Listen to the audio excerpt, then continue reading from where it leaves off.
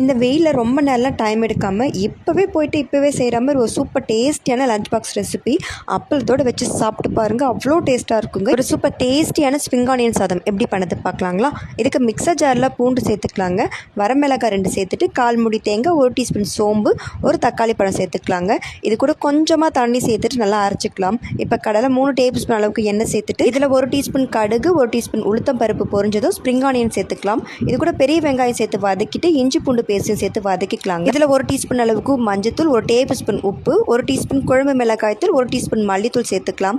இப்போ அரைச்ச பேஸ்ட்டையும் சேர்த்து கலந்துக்கலாங்க. இது வதங்கி நல்லா எண்ணெய் பிரிஞ்சு வந்ததும் இது கூட ஒரு கை நிறைய ஸ்ப்ரிங் ஆனியன் சேர்த்துக்கோங்க. இதில் வடித்த பாஸ்மதி ரைஸ் 1 கப் அளவுக்கு சேர்த்துக்கலாங்க. இது நல்லா மிக்ஸ் பண்ணிவிட்டு ஸ்டவ் ஆஃப் பண்ணிட்டீங்கன்னா ஒரு சூப்பர் டேஸ்டியான ஸ்ப்ரிங் ஆனியன் சாதம் ரெடி. அப்பளம் மட்டும் வச்சு சாப்பிட்டு பாருங்கள். டேஸ்ட்டு வேறு லெவலுக்கு இருக்குங்க. செஞ்சு பாருங்கள். டேஸ்ட் பிடிச்சிருந்தா நம்ம சேனலுக்கு சப்ஸ்கிரைப் பண்ணுங்கள்.